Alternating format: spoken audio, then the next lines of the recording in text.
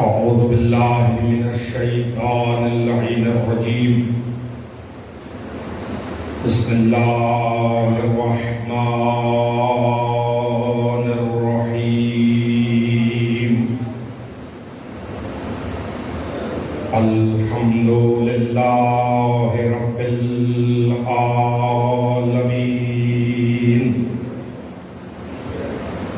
الصلاة والسلام على أشرف الخلائق أجمعين سيدنا ونبينا وشفيع ذنوبنا وطبيب نفوسنا حبيب إله العالمين أبي القاسم محمد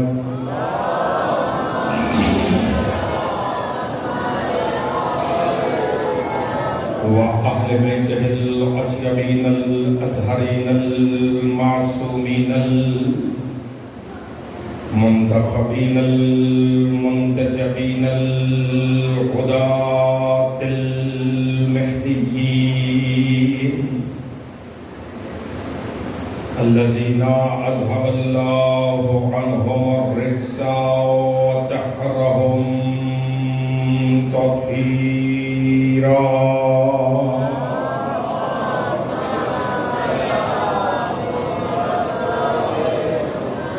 واللعنة الدائمة الباقية على أعدائهم ومنكري فضائلهم وغاصبي حقوقهم أجمعين. أما بعد فقد قال حق سبحانه وتعالى في القرآن الكريم وقوله الحق وهو أصدق القائلين. بسم الله الرحمن الرحيم. ألم نشرح لك صدرك ووضعنا عنك وزرك الذي أنقض ظهرك ورفعنا لك ذكرك فإن مع العسر يسرا وإن مع العسر يسرا فإذا فرغت فانصب وإلى ربك فارغب. صلوات بلند آواز سے محمد و آل محمد.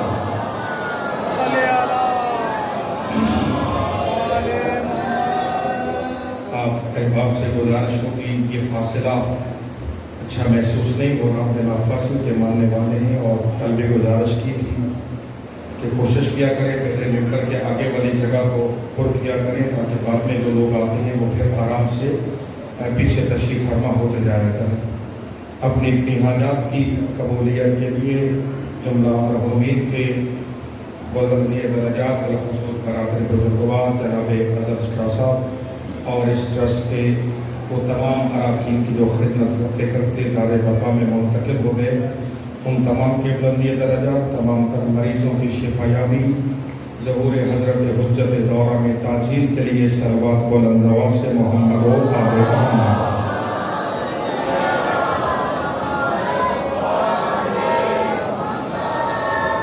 کوشش فرمائیں صلوات مل کے ذرا بلند آواز سے عنایت کریں محمد و آل محمد.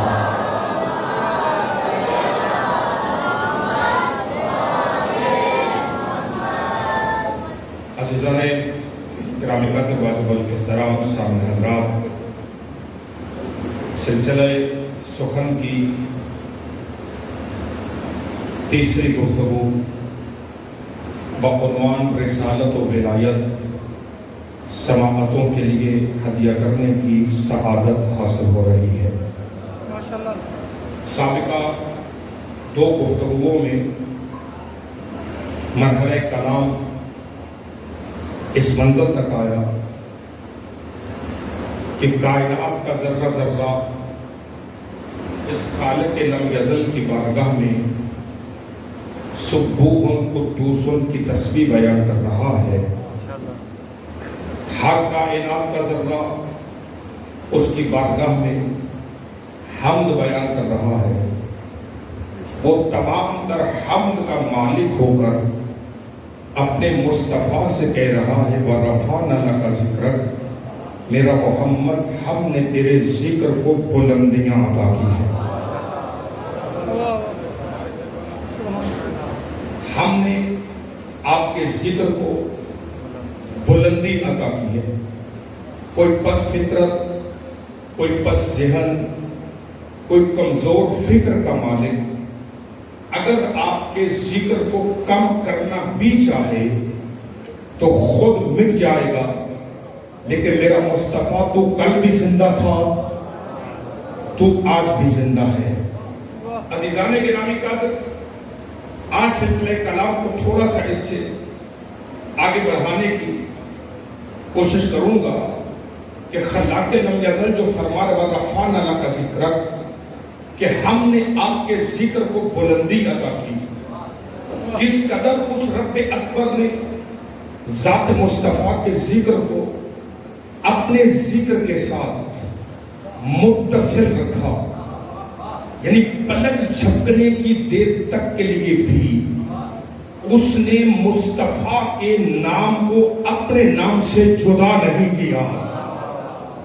اگر محو سفر ہے میرے ساتھ حضرات، مکتب جعفریہ کی کتابوں میں سے کتاب ہے جس کا نام ہے نور الابصار فی موالید ائمۃ الاطہار، یعنی ائمہ خدا کی ولادت کے ابواب میں یہ کتاب لکھی گئی ہے۔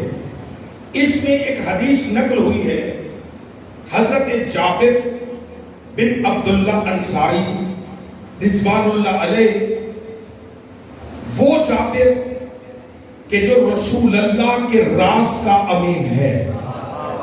توجہ رکھیے گا، اس لیے کہ لمحے آپ کو معلوم ہے محدود ہوتے ہیں، مجھے تیزی کے ساتھ بات آپ کے اذہان عالیہ تک منتقل کرنی۔ وہ جابر جسے رسول گرامی قدر نے اپنے 5ویں وارث کا نام بتا کر پھر کہا کہ جب وہ تمہیں ملے تو اسے میرا سلام کہنا،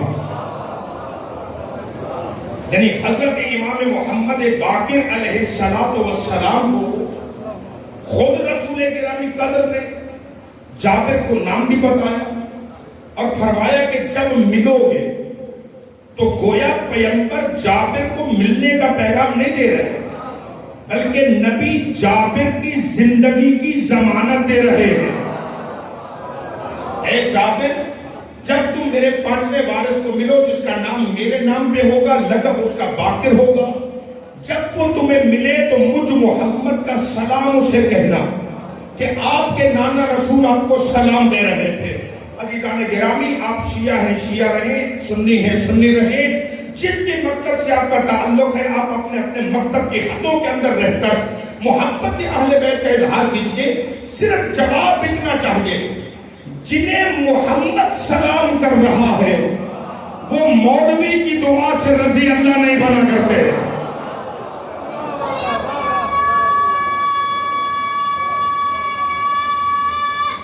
حیدری تو حضرت جابر بن عبداللہ انصاری جلیل القدر صحابی پیغمبر ہیں جنہیں شرف حاصل رہا صحبت پیغمبر میں بیٹھنے کا۔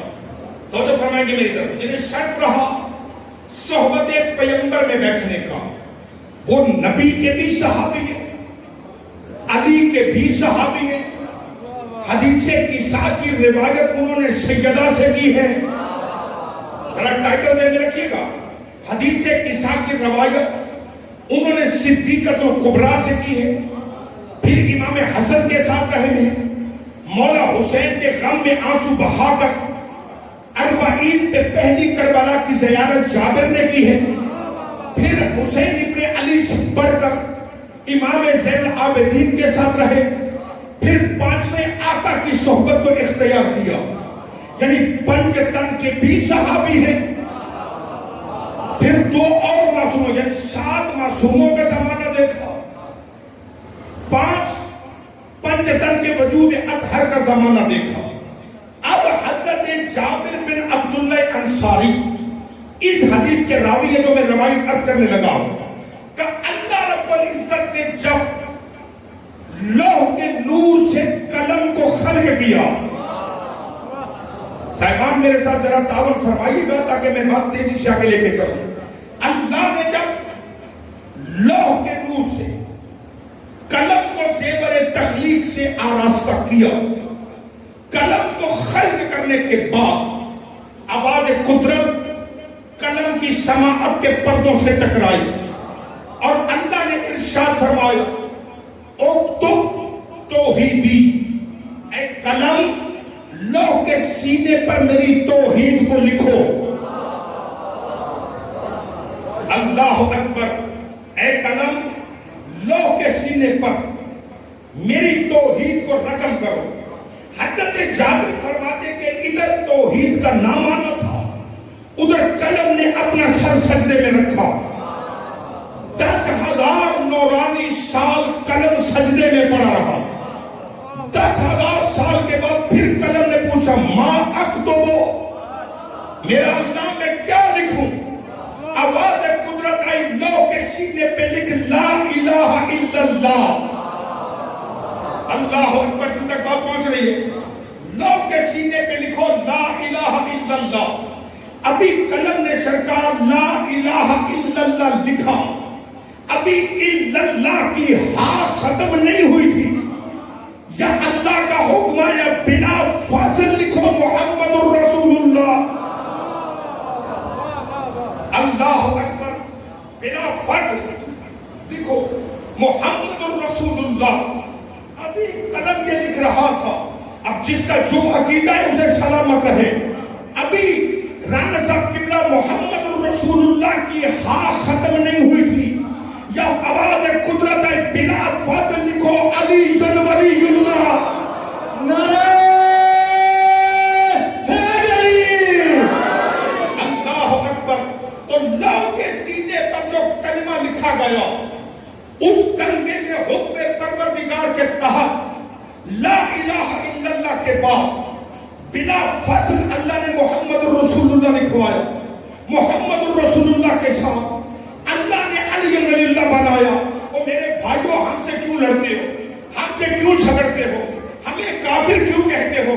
علی کو ولی ہم نے نہیں بنایا. علی کی ولایت کا اعلان ہم نے نہیں کیا. ہمیں کوئی کسی سے حسد ہے، ہمیں کوئی کسی سے بغض ہے. یہ ذات حق سبحانہ و تعالیٰ کی مشیت ہے کہ اللہ نے روز اول ان ہستیوں کے نام اپنے ناموں کے ساتھ متصل رکھے اور متصل رکھ کے کہا وَرَفَعْنَا لَكَ ذِكْرَكَ. میرا محمد ہم نے تیرے ذکر کو بلندی عطا کی. عزیزان گرامی کتنی بلندی عطا کی. کس قدر اس نے اپنے مصطفیٰ کو مقام عظمت میں فائز کیا. اگر میرا مجمع میرے ساتھ سفر کر رہا ہے، کس قدر اللہ رب العزت نے ذات گرامی مصطفیٰ کو مقام عظمت، مقام رفعت، مقام جلالت عطا کیا کہ وہ نظر نہ آنے والا ہر کمال کا مالک ہو کر. اگر میرے عزیزوں کو یہاں پر ایک سلسلے نورانیہ کے سلسلے میں گفتگو یاد رہی ہو سابقہ سالوں میں، تو میں نے جملہ عرض کیا تھا حضور اللہ ہے کمال مطلق، مخلوق ہے نقص مطلق. یہاں کوئی کمال نہیں ہے، وہاں کوئی نقص نہیں ہے. توجہ اس مقدمے میں توجہ رہے گی. وہاں کوئی نقص نہیں، یہاں کوئی کمال نہیں. بس اس کا کمال ہونا اس بات کا متقاضی ہے کہ وہ نظر نہ آئے. اس کا کمال متقاضی ہے اس بات کا کہ وہ نظر نہیں آئے. اس لیے کہ اگر وہ نظر آ جائے تو وہ کمال نہ رہے. توجہ فرما رہے، وہ کمال نہ رہے. یہاں کوئی کمال نہیں. یہ اپنے نقص کے بلبوتے پر اس قدر اہل نہیں ہے کہ اس تک جا سکے. اب نقص اس تک جا نہیں سکتا، کمال ان تک آ نہیں سکتا. اب وہ کمال چاہتا ہے کہ میرا کمال ان تک پہنچے اور کائنات مجھے پہچانے کہ میں رب کیسا ہوں، میں خدا کیسا ہوں، میں معبود کیسا ہوں، میں رازق کیسا ہوں، میں رحمان کیسا ہوں، میں رحیم کیسا ہوں، میں کریم کیسا ہوں، میں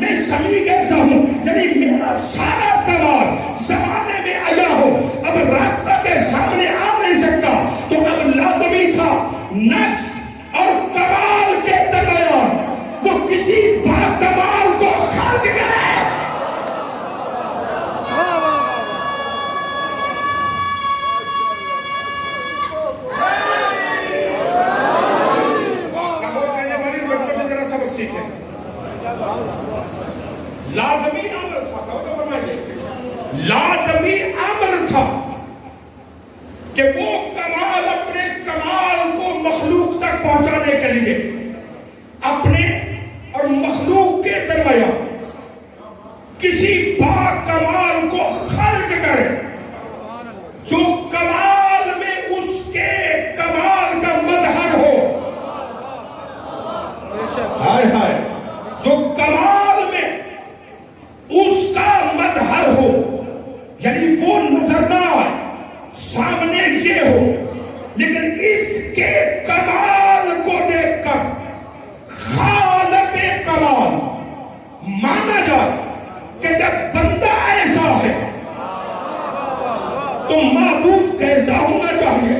یہی وجہ ہے کہ وہ خود حدیث قدسی میں بول اٹھا، کنت کنزا مخفیا، میں ایک چھپا ہوا خزانہ تھا، فاحببت ان اعرفا، مجھے محبوب گزرا کہ میں پہچانا جاؤں، میرا تعارف ہونا چاہیے. فخلقتک یا محمد، میں نے اپنے کمال کے اعلان کے لیے تجھے خلق کیا. اللہ اکبر. فخلقتک یا محمد، میرا مصطفیٰ، میں نے تجھے زیور تخلیق سے آراستہ کیا. میرے بھائیوں، میرے عزیزوں، میں بڑا معتدل سا خطیب ہوں اور میں 3 سال سے اس منبر پہ حاضر ہو رہا ہوں. میں نفرتیں بانٹنے کے لیے نہیں آتا. خدا کے لیے محمد و آل محمد کو وسیلہ بنا کر ایک دوسرے کو سینے لگانے کی کوشش کرو. آپ شیعہ ہیں شیعہ رہیں، آپ سنی ہیں سنی رہیں، کم از کم اس کا لحاظ کرو. کلمہ وہ بھی پڑھتا ہے، کلمہ یہ بھی پڑھتا ہے. وہ بھائی ہمیں نہ کسی سے کوئی حسد ہے، کیوں پروپیگنڈا کرتے ہو؟ کیوں لوگوں کے دینوں کو خراب کرتے ہو؟ کیوں امت مصطفیٰ کی صفوں کے درمیان اختلاف کی دراڑیں پھیلاتے ہو؟ وہ فلاں کو نہیں مانتا، وہ فلاں کو نہیں مانتا، وہ فلاں کو نہیں مانتا. خدا کی قسم، مصطفیٰ کی قسم، سید الشہداء کے سجدہ آخر کی قسم، ہمارے مزاج کو سمجھو. ہم غریب شیعوں سے لڑو نہیں، ہم سے جھگڑو نہیں، ہمارے کفر کے فتوے صادر نہ کرو. خدا کے لیے ہمارے مزاج کو سمجھو. نہ ہماری کسی سے ذاتی دشمنی ہے، نہ ہمارا کسی سے ذاتی کوئی جھگڑا ہے، نہ ہم کسی سے کوئی حسد کرتے ہیں. ہماری دوستی اور دشمنی کا معیار مصطفیٰ ہے. ہم کسی سے محبت کرتے ہیں تو مصطفیٰ کی وجہ سے. دونوں ہاتھ بلند کر کے نعرہ حیدری، حیدری. ہم کسی سے محبت کرتے ہیں تو مصطفیٰ کی وجہ سے، ہم کسی سے دشمنی کرتے ہیں تو مصطفیٰ کی وجہ سے. جسے محمد نے منوایا ہم اسے مانتے چلے آ رہے ہیں، جسے محمد نے اٹھا دیا، جسے نبی نے چھوڑ دیا ہم اسے تسلیم نہیں کرتے. کمال ہوگی آپ مزاج کو سمجھنے کی کوشش کریں. کیوں پروپیگنڈا پھیلاتے ہو کہ نہیں یہ صحابہ رسول کو نہیں مانتے؟ ارے پاگل تو نہیں ہو گئے ہو؟ عقل خراب تو نہیں ہو گیا ہے؟ دیوانے تو نہیں ہو گئے ہو؟ عقلیں ساتھ نہیں دے رہی تمہاری؟ اور ہمارے مزاج کو سمجھو. جس کپڑے کی نسبت محمد کے بیٹے کے ساتھ ہے، جب ہم اسے چومنا ثواب سمجھتے ہیں، لوگوں نے میرے نبی پر اپنا خون نچھاور کیا. کیسے کوئی شیعہ کسی صحابی پیغمبر کی توہین کر سکتا ہے؟ ہم تو اقبال علیہ رحمہ کے اس شعر پہ رکے ہوئے ہیں. نہ ہمارا کوئی ذاتی نظریہ ہے، نہ کوئی ذاتی عقیدہ ہے. ہم تو صرف صدیوں سے یہ کہتے چلے آ رہے ہیں کہ محمد سے وفا تو نے تو ہم کہہ رہے ہیں. اور یہ کوئی میں جذباتی گفتگو نہیں کر رہا ہوں، مکتب جعفریہ کا نظریہ عرض کر رہا ہوں. اور فرمائیں گے کہ محمد سے وفا تو نے تو ہم دے رہے. اللہ کہہ گئے کن تو کنزا مخفیا. یہ نظریات پھیلا دیتے کوئی بس یہ شیعہ تو علی کے سوا مانتے کسی کو نہیں ہے. نہ ان کے ہاں کوئی رسول کا تصور ہے، نہ یہ نبی کو مانتے. خدا کے لیے آپ پروپیگنڈا کرنے سے پہلے ہمارے کلمے میں ہی نگاہ کر لیں. ہم علی کو نبی کے بعد مانتے ہیں، اور ذہن میں رکھنا ہم علی کو بھی علی محمد کی وجہ سے مانتے ہیں. حد ہو گئی ہے تمہارے چپ کر جانے کی بچوں، حد ہو گئی. میری عزیزوں انہی باتوں میں تو مجھے آپ سے نہیں چاہیے. او بھائی ہم تو علی کو ولی مصطفیٰ کی وجہ سے مانتے ہیں. علی نے نہیں کہا میں مولا ہوں، نبی نے بازو اٹھا دے گا یہ مولا ہے.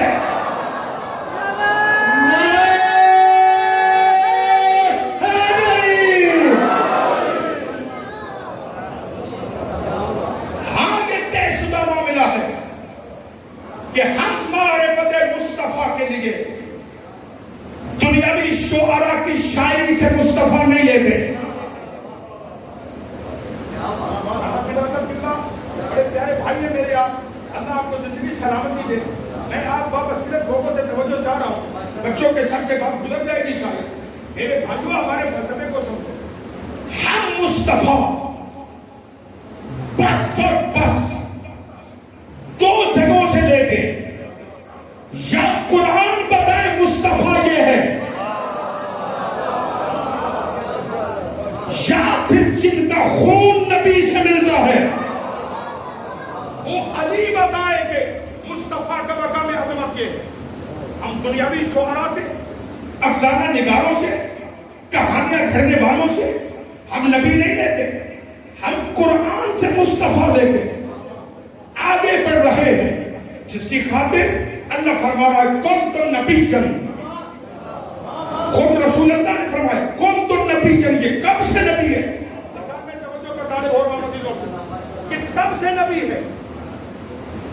جملہ دیکھو صاحب دیکھیں کہ میرا پورا یہ کب سے نبی ہے. ابھی کب کا وجود نہ تھا جب یہ نبی تھا.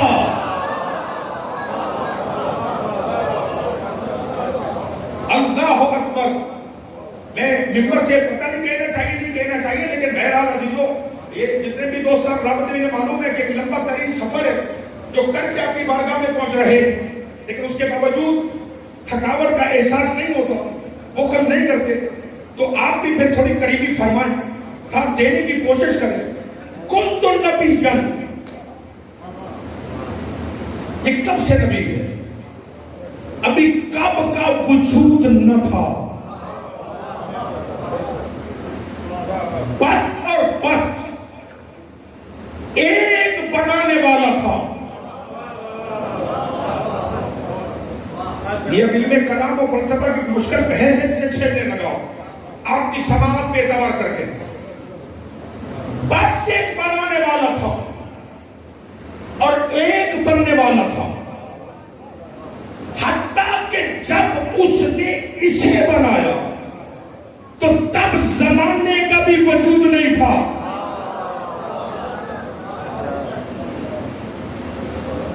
میں کیا کہہ گیا؟ جب رسول کے نور کو خلق کیا تب زمانے کا بھی کوئی وجود نہیں تھا. اس لیے کہ زمانہ وقت کیسے بنتا ہے؟ گردش لیل و نہار اور شمس و قمر کی رفتار کے بعد جو وقت بنتا ہے اسے زمانہ کہتے ہیں. اور شمس و قمر ابھی بنے نہیں تھے جب مصطفیٰ کا وجود تھا. کنت کنزا مخفیا، میں ایک چھپا ہوا خزانہ تھا. فاحببت ان اعرفا، میں نے چاہا کہ میں پہچانا جاؤں. فخلقتک یا محمد، میرا مصطفیٰ میں نے تجھے خلق کیا. اب جب اس نے اس سے پہلے کچھ خلق ہی نہیں کیا تو یہ تحریر مخلوق اول. غور کریں گے یہ تحریر مخلوق رسول کا نور کیا ٹھہرا؟ بولیں گے میرے ساتھ، رسول کا نور کیا ٹھہرا؟ مخلوق اول، کیونکہ اس سے پہلے اللہ نے کسی کو نہیں بنایا. یہ کارخانہ قدرت کی پہلی صنعت ہے. اس سے پہلے اللہ نے کسی کو نہیں بنایا. توجہ فرمائیے. اب یہ جو خالق و مخلوق کے درمیان ایک حرکت اعتباری ہے.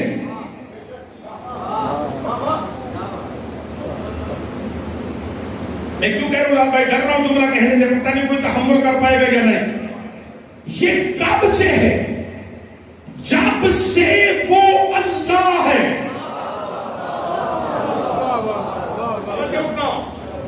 جب سے وہ اللہ ہے تب سے یہ مصطفیٰ ہے. جب سے وہ اللہ ہے تب سے یہ مصطفیٰ ہے. آپ کوئی سمجھے مولانا کیسے؟ چلو سادہ مثال دے گا. یہ الماری کو تالا لگا، چابی بزرگوار کے پاس ہوگی. یہ تالے کو چابی لگا، پھر ہاتھ سے چابی گھمائے. مجھے بتائیے چابی پہلے گھومی یا ہاتھ پہلے گھوما؟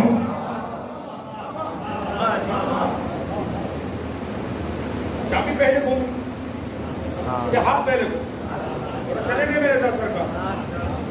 اس پہ علماء کا بڑا بڑا وقت صرف ہوگا، تب جا کے یہ نتیجے نکلتے. یہ ہاتھ، اب یہ ہاتھ پہلے گھوما تو چابی کتنی دیر بعد گھومی؟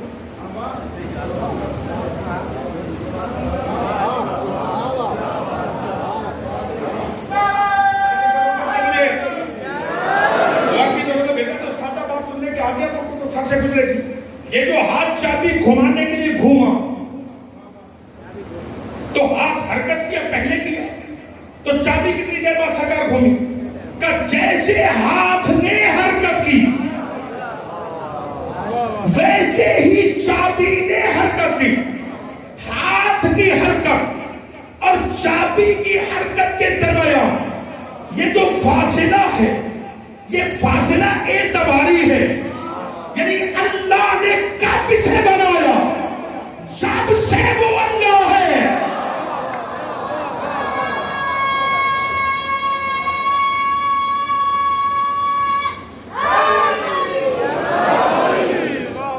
جب سے وہ اللہ ہے تب سے یہ مصطفیٰ ہے. اب چونکہ اس نور سے پہلے اس نے کچھ نہیں بنایا، بس وہ خود تھا، مخلوق نہیں تھی. عالم تھا، معلوم نہیں تھا. رازق تھا، مرزوق نہیں تھے. مسجود تھا، ساجد نہیں تھا. یعنی اللہ کمال ہی کمال تھا، لیکن ابھی کوئی کمال کو پہچاننے والا نہیں تھا. بس اس کو نے چاہا کہ وہ خلق کرے تاکہ کمال کا اعلان ہو. اس نے مصطفیٰ کو خلق کیا، عالم نے علم دیا، یہ معلوم ہوا، وہ عالم ہوا.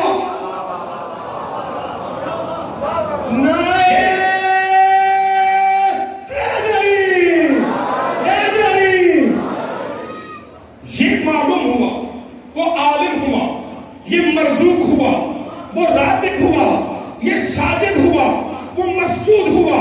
توجہ فرمانا میرے عزیزو، گویا مصطفیٰ نے خلق ہونے کے بعد اللہ کے ہر کمال کا اظہار ذات مصطفیٰ سے ہوا. تو عزیزان گرامی، جب توحید اپنا کوئی کمال محمد کے وسیلے کے بغیر ظاہر نہیں کرتی تو تمہاری دعائیں محمد کے بغیر قبول کیسے کرے گی؟ حسینیت، حسینیت، یزیدیت، یزیدیت، دونوں ہاتھ بلند کر کے نعرہ حیدری، حیدری. سبحان اللہ. اللہ اکبر. فخلقتک یا محمد، میرا مصطفیٰ میں نے تجھے خلق کیا. چونکہ شان اول، جب صنعت اول کو بنا رہا ہے، گھبرا تو نہیں رہے گا بچوں؟ جب شان اول، صنعت اول کو وجود دے رہا ہے تو اس سے پہلے سرکار اس نے بنایا کچھ نہیں. یہ ہے کی مخلوق، لہذا اب جتنا وہ حسین ہے، جتنا وہ مدبر ہے، جتنا وہ حکیم ہے، وہ اپنی تمام کاریگری کو اس وجود میں پروے کار لائے گا، چونکہ یہ صنعت اس کی معرفت کا وسیلہ بنے گی، لہذا وہ عقلی طور پر اس نور اول کو ہر نقص، ہر عیب، ہر کجی، ہر کمی، ہر کوتاہی سے مبرہ رکھے گا، پاک رکھے گا، بلند رکھے گا، اس لیے کہ سامنے وہ آئے گا نہیں، سامنے یہ صنعت جائے گی۔ اگر اس میں کوئی عیب نکل آیا تو عیب اس کا نہیں ہوگا، عیب اس کا نہیں ہوگا۔ میرے عزیزوں آپ چپ کر گئے، میرے بچوں، چلو میں تمہیں پھر آسان کر دیتا ہوں بات۔ آپ میں سے کبھی کسی نے آئینہ دیکھا ہے؟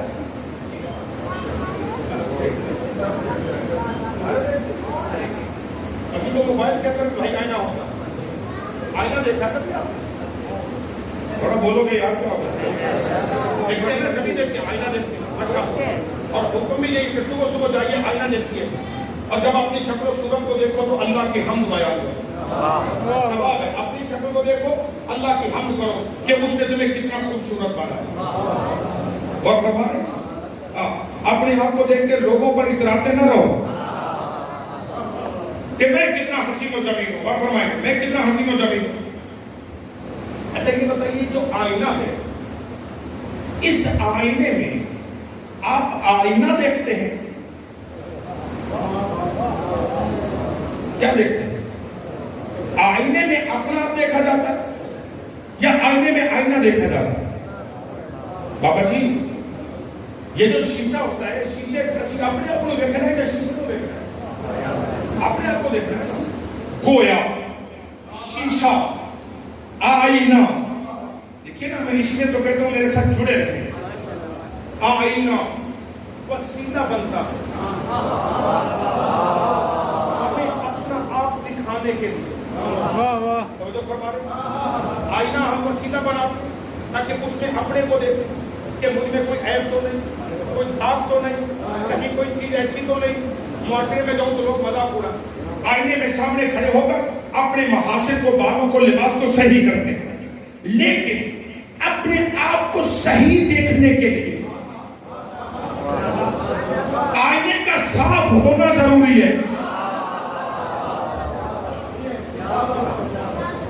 اپنے آپ کو صحیح دیکھنے کے لیے آئینے کا صاف ہونا ضروری ہے۔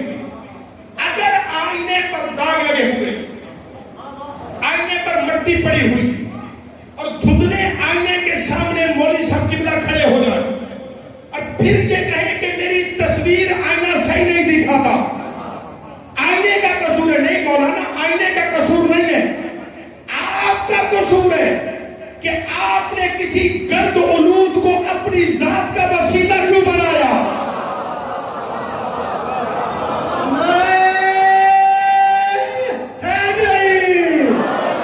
اللہ اکبر! آپ نے کسی گرد اولود کو، کسی عیب دار کو، کسی داغدار کو اپنا وسیلہ کیوں بنایا؟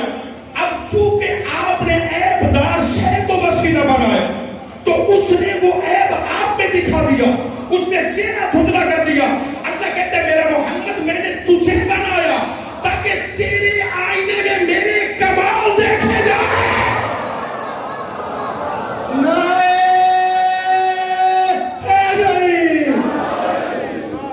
تاکہ تجھ میں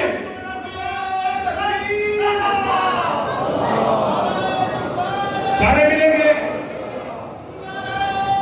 حیدری،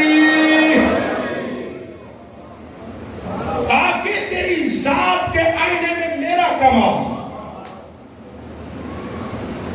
نظر آئے۔ اب لازمی امر ہے اللہ کو بے عیب ماننے کے لیے محمد کو ہر گناہ سے معصوم ماننا واجب ہے۔ خدا کو بے عیب صلی اللہ علیہ وآلہ وسلم کا ہر صغیرہ و کبیرہ گناہ سے مبرہ و منزہ ہونا واجب ہے، اس لیے کہ زندگی کے کروڑویں حصے میں بھی اگر اس سے معاذ اللہ کوئی خطا ہوئی تو مسئلہ یہاں نہیں ہوگا، مسئلہ وہاں ہو جائے گا کہ جس نے اسے وسیلہ بنایا۔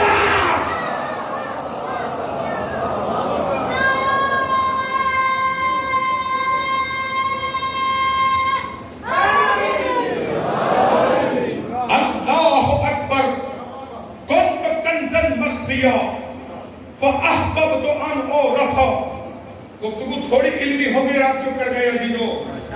كُنْتُ كَنْزًا مَخْفِيًّا فَأَحْبَبْتُ أَنْ أُعْرَفَ فَخَلَقْتُكَ يَا محمد، مجھے محبوب ہوا کہ میں پہچانا جاؤں، بس میرا محمد، پھر میں نے تجھے خلق کیا۔ یعنی اس کا مطلب جب کچھ عالم ہستی میں جب کچھ نہ تھا، بس اور بس لا الہ الا اللہ تھا، اور اس کے ساتھ محمد الرسول اللہ تھا۔ اب چونکہ اس تخلیق کے اول کے لیے ایک گواہ کی ضرورت تھی،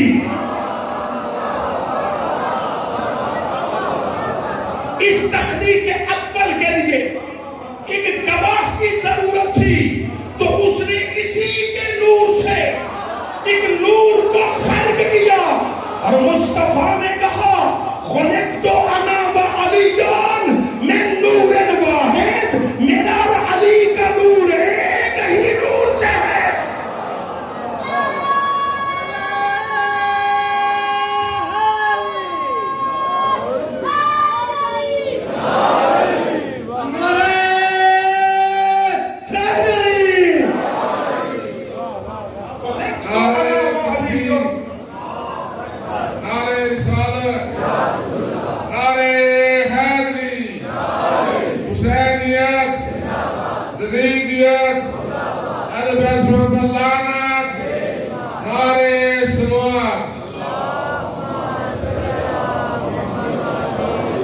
اگر تو دھیمی صلوات پڑھنے سے کوئی فائدہ ہوا ہے تو میری ایک صلوات اس سے اور آہستہ پڑھیے۔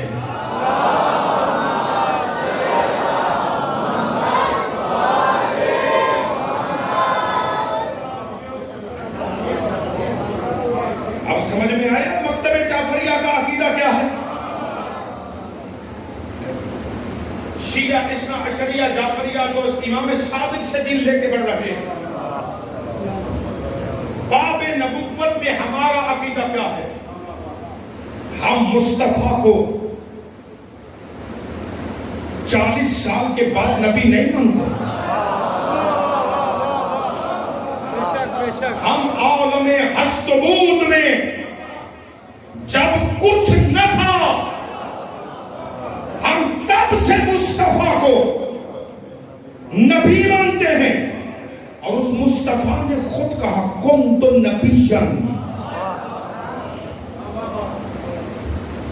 بیان دیکھو کہ میرا خیال بوجھ ہو گیا۔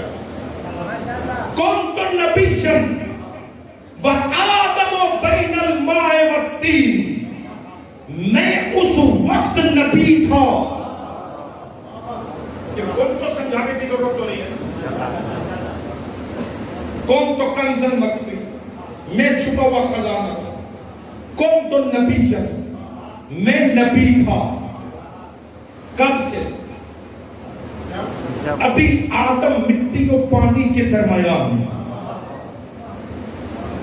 حالت گردش میں تھا، تب سے میں نبی، سلامتی ہو جی، تب سے میں نبی تھا۔ ابھی بشریت کے باپ کے وجود کا کوئی پتہ نہیں تھا۔ جو آدم علیہ السلام کی اولاد ہے وہ تو بولو بھائی، ابھی حضرت آدم علیہ السلام کے وجود کی کوئی خبر نہ تھی جب میں نبی تھا۔ اب کوئی بولے نہ بولے، ساتھ دے نہ دے، عقیدہ ملے نہ ملے، مگر یہ فقیر سید اپنے عقیدے پہ کمپرومائز نہیں کرتا. لال بھائی، رانا فدا بھائی، اظہر بھائی، نبی نے جب یہ کہا کنت نبیًا وآدم بین الماء والطین، میں اس وقت نبی تھا، ابھی آدم مٹی اور پانی کے درمیان تھا، پہلو سے ایک نور بولا کنت ولیًا وآدم بین الماء والطین، میں علی اس وقت ولی تھا. دونوں ہاتھ بلند کر کے نعرہ حیدری. سبحان اللہ، سبحان اللہ. اللہ اکبر. اس کا مطلب ہے کہ بنانے والے نے انہیں بنایا. ان کے بعد پھر عالم ہستی میں اب حیران ہو گئے سر.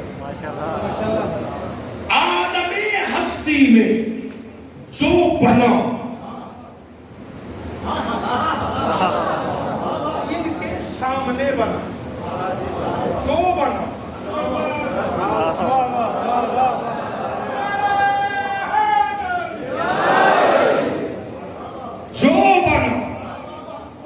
ان کے یہ اللہ کے سامنے بنے. پھر جو بنا وہ ان کے سامنے بنا. میں آتا ہوں جی لاہور سے، یہاں پڑھتا ہوں گھنٹہ بدلے، پھر چلا جاتا ہوں واپس.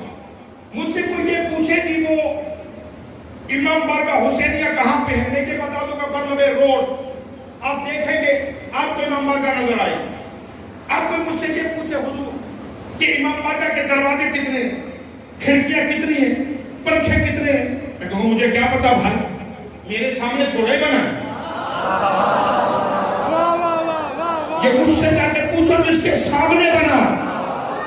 لیکن اگر بابا جی سے، بھائی سے، لال بھائی نے، یہ بزرگواران ہیں جن کے سامنے یہ نورانی بارگاہ کھڑی ہوئی ہے، ان سے کوئی پوچھے اور یہ یہاں نہ بھی ہو تو یہ بتا دیں کہ بھائی میرا دروازہ ادھر ہے، عقبی دروازہ ادھر ہے، ایک راستہ پیچھے سے آتا ہے، ایک راستہ سامنے سے آتا ہے.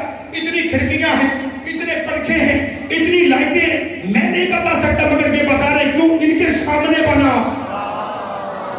اب کوئی یہ نہ کہے کہ علی سے جب پوچھا جاتا تھا علی آنن فانن جواب دے دیتے تھے، اس لیے کہ کائنات علی کے سامنے بنی تھی.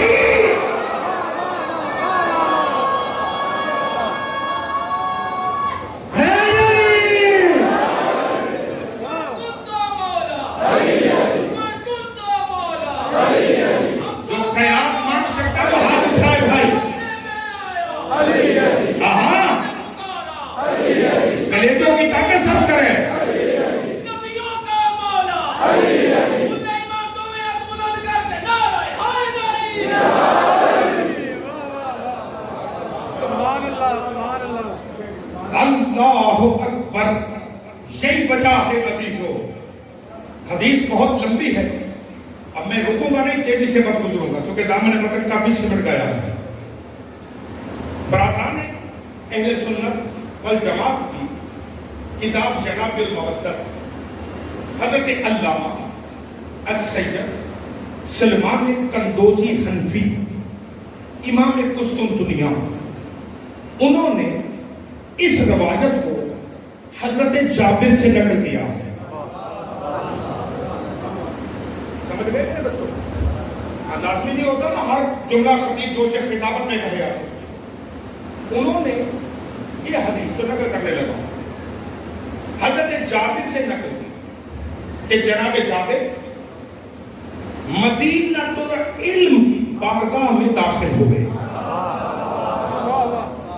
باب مدینۃ العلم کا بوسہ دے کر جابر بارگاہ رسالت میں آئے، اور بارگاہ رسالت میں آنے کے بعد جابر نے رسول اللہ کو دیکھا، اور دیکھنے کے بعد اب یہ میرے لفظ ہیں، عقیدت کے لفظ ہیں، روایت کے لفظ نہیں. یا جملہ بدل دو، دست ادب باندھے، اور دست ادب باندھنے کے بعد فرماتے یا رسول اللہ ایک سوال ہے، ان ای شیء خلقہ اللہ تعالی، آپ یہ فرمائیے کہ اللہ نے سب سے پہلے کسے بنایا؟ تو فرمائے اللہ نے سب کسے بنایا؟ کالا ہوا نور النبی کا یا جابرو. سرکار نے پلٹ کے کہا کہ اللہ نے سب سے پہلے تیرے نبی کے نور کو بنایا. تھک رہے ہیں بدلا؟ ہوا نور النبی کا یا جابرو. آپ کے لیے زحمت ہے، لیکن آپ اگر میرے قریب آ جائیں گے تو میرے لیے سہارا بنے گا. بزرگوار ہیں اور بڑے پیارے بزرگ ہیں. پچھلے سال کچھ کلام بھی انہوں نے ہدیہ فرمایا تھا، ابھی تک میری سماعتوں میں وہ پیغام محفوظ ہے ان کا. ایک سبب بلند آواز سے عنایت کرے محمد آل محمد کا.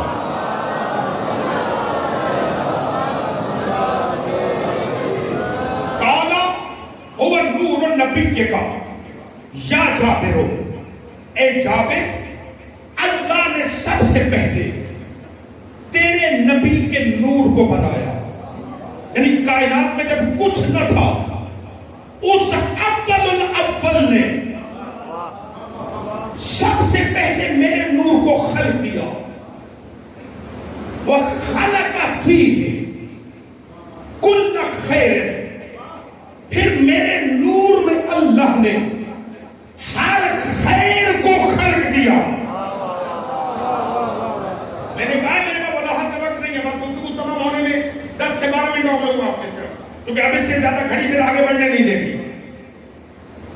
اس کے بعد خالق کل شیء بعدہ، مجھے بنانے کے بعد پھر اللہ نے جو عربی میں پہنچ گئے وہ پہنچ گئے. اللہ نے پھر ہر شے کو بنایا. وحین خلقہ، جب اللہ نے کائنات کو خلق کرنے کا ارادہ کیا، اقامہ فی مقام القرب لَإِثْنَ عَشَرَ أَلْفَ سَنَةٍ.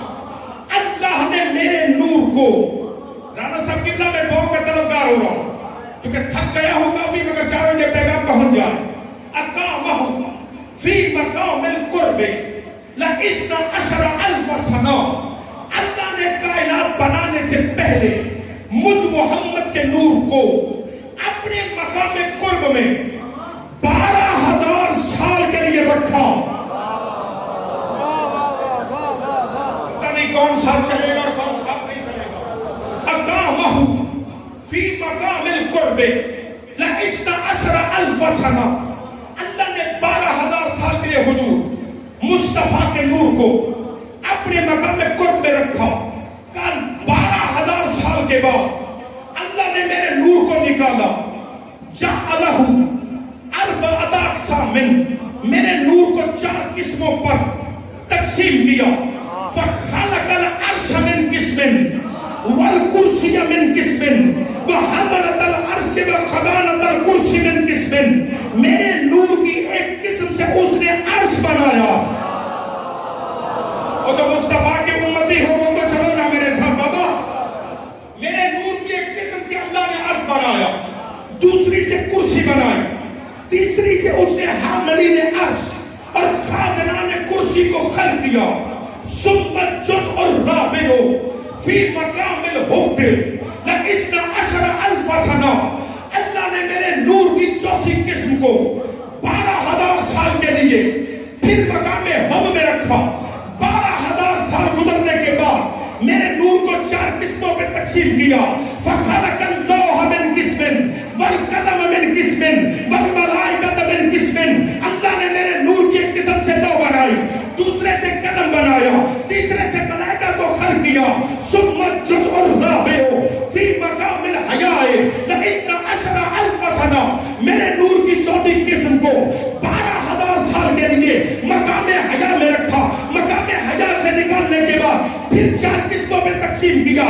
فخلق الشمس من قسم، میرے نور کی ایک قسم سے سورج بنایا، دوسری سے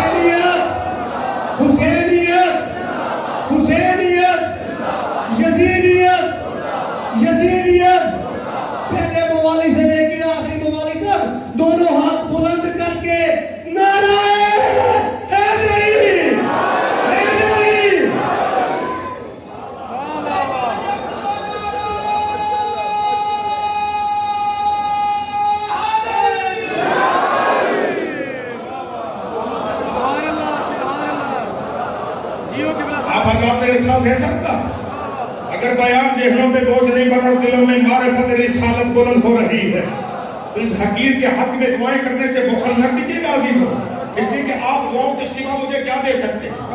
میں دعاؤں کے سوا آپ کو کچھ نہیں دے سکتا۔ جیو جیو میرے پسندیدہ کے قدروں سے آدم سے لے کے عیسیٰ تک پیغمبر خلق فرما، آپ کہہ دو جو بلا کہہ دو، اجازت دے رہا سارا مجموع، مجھے اجازت دے رہے دعا کرو۔ یہ جو 1,23,999 نبی کی ارواح میرے مصطفیٰ کے پسینے کے قطروں سے خلق ہوئی، انہی میں سے ایک نبی کا نام ہے عیسیٰ، اور عیسیٰ ماں کی گود میں تھا، اور ماں کی گود میں آتے جگہ انی عبداللہ ہے، آتانی الکتابہ وجعلنی نبیہ، میں اللہ کا عبد ہوں، اس نے مجھے نبی بنایا ہے اور اس نے مجھے کتاب دے کے بھیجا۔ یار کمال ہو گئی ہے، جو محمد کے پسینے کے قطرے سے بنا وہ تو جبریل سے پڑھنے کا محتاج نہیں ہے، اور سید النبیین قرآن پڑھنے کے لیے جبریل کا محتاج کیسے ہے؟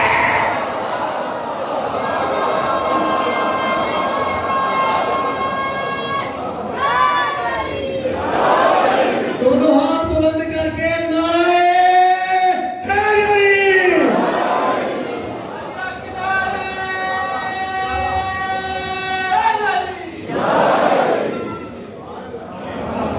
اللہ اکبر۔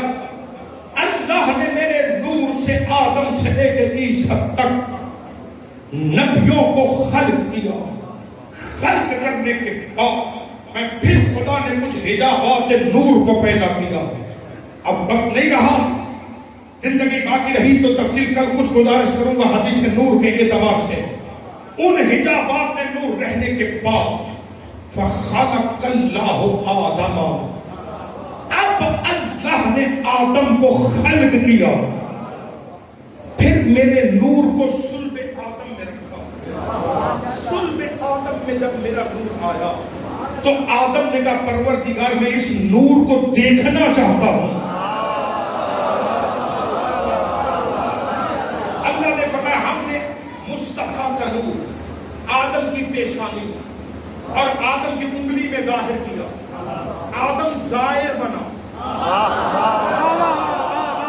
میرے مصطفیٰ کے نور کا بس عزیزو یہ وجہ تھی، چونکہ آدم کی پیشانی میں محمد و آل محمد کا نور تھا، جس کی بنیاد پہ اللہ نے آدم کو مسجود ملائک بنایا۔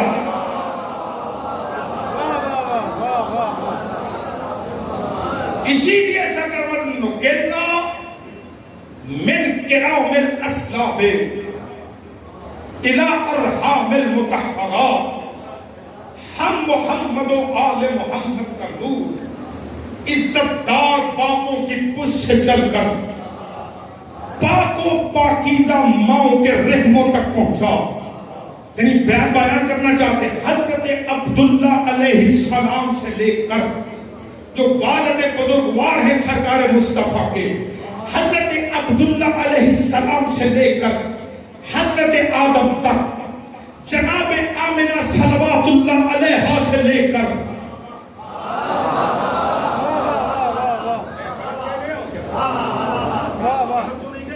ماشاءاللہ سبحان اللہ، جناب آمنہ صلوات اللہ علیہا سے لے کر حضرت حوا علیہ السلام تک ماؤں کا سلسلہ دیکھو یا باپوں کا سلسلہ دیکھو، اس پورے شجرے میں نہ کوئی باپ کافر ہے نہ کوئی ماں کافر ہے۔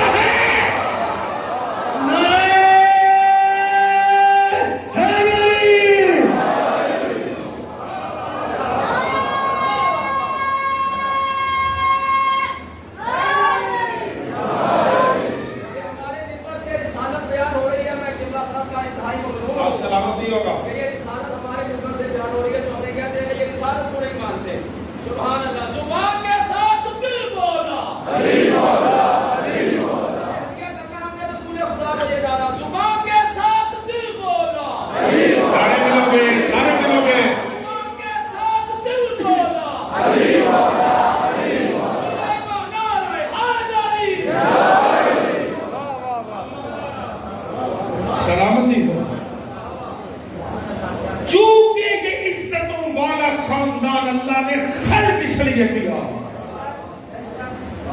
کہ ان کی عظمتوں کے تحت وہ عظیم مانا جائے.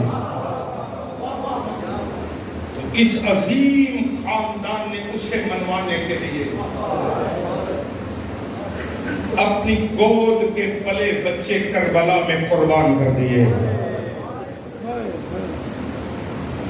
بچ گئی توحید، بچ گئی نبوت، محفوظ ہو گیا قرآن. قیامت تک کے لیے مساجد کے میناروں سے اللہ اکبر کی صدائیں آتی رہیں گی. نہیں بچا تو زہرا کا لال، ایسے گلشن اجڑ گیا بیٹے کہیں دفن ہو گئے، بیٹیاں کہیں دفن ہو گئی. ہائے عزیزو، طویل مسائل کا وقت نہیں رہا. آج 3 محرم ہے. دل چاہ رہا ہے آج کی اس مجلس میں مسائل اس بی بی کے بیان کروں کہ جو اولاد کو تلاش کرتے کرتے لاہور کی سرزمین پہ آ گئی، جس کی پوری گود حسین بچانے کے لیے اجڑ گئی. کون بی بی؟ حضرت رقیہ بنت علی علیہ السلام. ایک شوہر، 6 بیٹے، 1 بیٹی. یہ بی بی قربان کر کے عباس کے سر کی طرف دیکھ کے کہتی تھی اب تو راضی ہے. ہائے رونے والوں عزادارو، مجھے نہیں پتا ممبر سے پہلے یہ یہاں روایت بیان ہوئی یا نہیں ہوئی. جہاں کربلا کے میدان میں سادات کے بیٹے قتل ہوئے ہیں، وہیں شام غریبہ سادات کی 3 بچیاں قتل ہوئی ہیں. اب کوئی بخل کر کے گریہ نہ کرے. شام غریبہ جب بی بی سکینہ کو تلاش کرنے کے لیے مقتل کی جانب بڑھی، رات کی تاریکی میں زینب عالیہ کا قدم کسی بچے کے لاشے سے اٹکا. رو لو، شرم کر کے نہ گریہ کرو. زمین پہ بیٹھی، اب جو بچی کو اٹھایا، دیکھا یہ آل محمد کو کوئی بیٹا نہیں ہے. یہ بچی ہے. نام کیا تھا؟ اس کے 2 نام ہیں. ایک نام مورخین نے عاتقہ لکھا، ایک نام حمیدہ لکھا. یہ ہے جناب مسلم کی سب سے چھوٹی بیٹی، کربلا میں جس کا سن تھا 7 سال. شام غریبہ جیسے سکینہ مقتل کی جانب دوڑی، ویسے یہ بچی ماں سے دامن چھوڑا کے جب مقتل کی جانب آئی، دائیں کے گھوڑے بائیں بھاگے، بائیں کے گھوڑے دائیں بھاگے. گھوڑوں کے درمیان یہ بچی گری، کسی ظالم کے گھوڑے کا پاؤں بچی کے سینے پہ آیا. پتھر دلوں کی ضمانت میرے پاس نہیں ہے. بچی دنیا سے چلی گئی. جب سیدہ زینب نے لاشا اٹھایا، دیکھ کے مقتل کو دیکھا، رو کے فرماتی حسین تو نے بیٹوں کے جنازے اٹھائے تھے، بہنیں بیٹیوں کے جنازے اٹھا رہی ہیں.